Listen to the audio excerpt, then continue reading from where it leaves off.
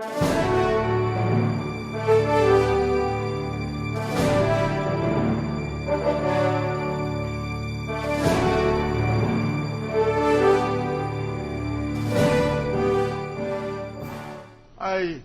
tanggalin na Senate President, senador pa rin ako. Opo. Hindi mo pwedeng tanggalin yung Chief Justice na hindi matatanggal niya sa pwesto sa pagkamahistrado. Opo. Yun ang kaibahan namin dalawa eh. Kung pwedeng ipagpahintulot Hindi ba? po ninyo. Yes, sir. Hindi Opo. ba? Opo. Kaya hindi tama yung sinasabi ninyo na pareho ang katayuan ng Senate President at Chief Justice sa kanilang bilang pwesto. Opo. Hindi ba? Ang sinasabi lang po namin, ang accountability po, public office is a public trust. Tama. Wala pong... Tama ka. Pwedeng ipagpatuloy ko, Mr. Oh. President. Na walang may karapatan na magsasabi na ito, si Chief Justice. Yung pong mga impeachable officers na yan po, kaya nga ho, meron po kasi tayong ginuntuang pagkakataon dito ngayon, Ginoong Pangulo, para ituwid po natin itong bansa natin. Dahil sa mga nakaraang panahon po, yung Korte Suprema naging napakalakas po nila, na parang sila na po ang hari ng bansa. Ang hari po ng bansa ay yung mamamayang Pilipino, patungkol po sa atin dito. Kaya po dito, Ginoong Pangulo, pagpahintulot po ninyo, ang nangyayari po dito ngayon ay ang Kongreso ng Pilipinas pinapanagot si Renato Coronado Corona. Dahil kami po, hindi naman po tayo maglilitis dito pag hindi po kami nagsampa ng kaso, dahil ang kapangyarihan po para lang magsampa ng kaso ay nasa House of Representatives. Kaya yung Kongreso po, nagsasama po tayo dito. Magkasama po tayo dito, hindi po tayo magkaway. Ang kalaban po natin yung respondente. Dahil pinapanagot po natin siya. Eto po, kami po ang kinatawan ng taong bayan at ang tingin po namin dapat maalis na po siya dyan. Kaya bumoto po kami na siya ay nagtaksil sa tiwala ng bayan. Kasi po, Ginoong Pangulo, sa nakaraan po mga panahon, hindi po ba minsan yung Korte Suprema, pati tayo dito sa Senado po pinapangaralan tayo ng lahat-lahat ganyan para tayo mga bata po lahat.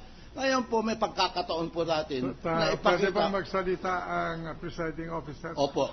Right.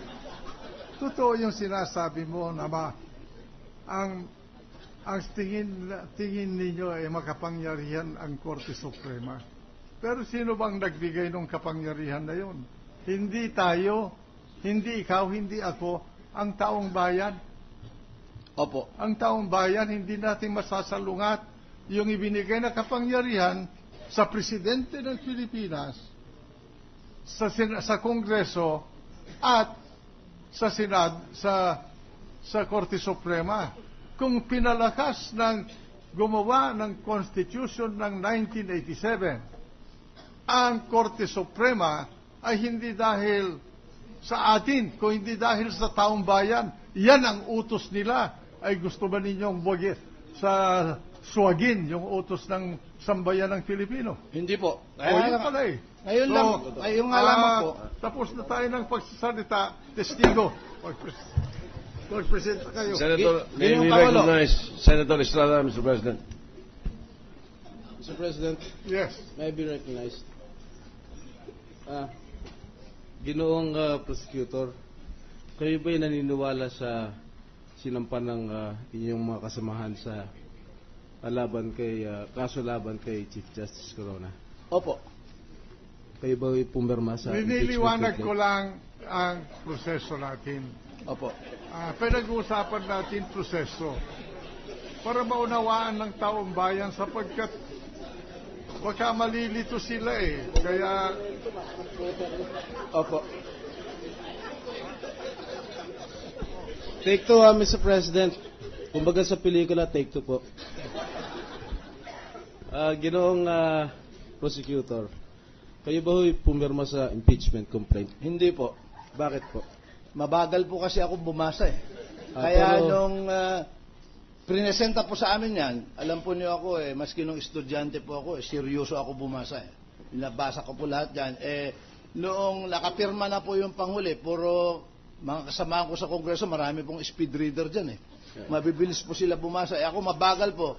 Dahil Sobra-sobra naman po yung pumirma na 188, hindi naman po kailangan yung pirma ko at saka medyo masama rin po kasi yung pagkagawa ng punti. Hindi na lang ho ako pumirma.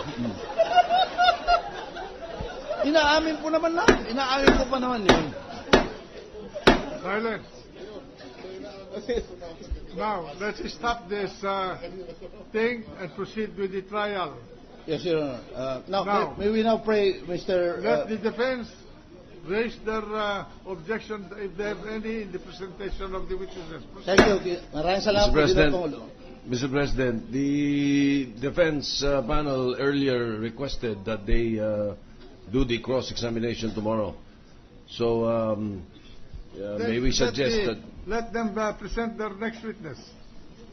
next witness, they are not ready to present another witness for Salamat today, po. Mr. President. So, may we do some housekeeping, Mr. President, before I move to adjourn? No, let us hear from the prosecution if they do not have any witness. Your Honor, I have already explained earlier that all our witnesses are still subject to a motion. I request for subpoena So you have no additional witness today. for the day, Your Honor. No, because we're still waiting for the subpoena, Your Honor. So you will discharge this witness, but he will be asked to come back for the cross-examination. Yes, Your Honor. Okay? Tomorrow. Our witness is discharged. Thank you. Mr. President, Senator Pangilinan. Just an administrative matter, Mr. President. It may, considering that we do have two major issues that we have to resolve tomorrow, that perhaps we should meet earlier than 12 because the last time we met at 12, we were not able to thresh out the first issue. But this time we're going to have two issues to discuss. So perhaps a little earlier than... may we know the noon. pleasure of the gentleman, Mr. President? 11 or 11:30? Or after the session. So move, Mr. President, that the caucus be convened at 11 o'clock in the office of the Senate President's conference room. 11 o'clock, Mr. President. Which one? 11 o'clock, the caucus tomorrow. The Minority Floor Leader. Mr. President, just another administrative matters. Marami po kasing sumusubaybay at nanunood at gumagawa ng sarili nilang analysis sa trial na ito at hindi naman sila nabibigyan ng kopya ng dokumento, yung SALN, yung mga exhibits na ipinapakita. Baka naman pwede ho na gamitin natin yung widescreen o kaya mag-set up sa likod para pag pinapakita sa mga witnesses or yung defense o prosecution, hindi lang tayo mas madali, imbis na hanap ng dokumento para sa mga judges, pero pati yung mga kapatid natin sa media na nagbabantay dito, ma-focus lang ng kanilang television, maintindihan natin lahat yung dokumento na yon. This is just a request if there's maybe we can take it up sa caucus, Mr. President, but I think matutulungan po tayo na sundan ang bawat dokumentong o exhibit na pre-present dito. Thank you, Mr. President. All right. So when do we have? We'll take it up tomorrow morning, Mr. President, at 11 o'clock.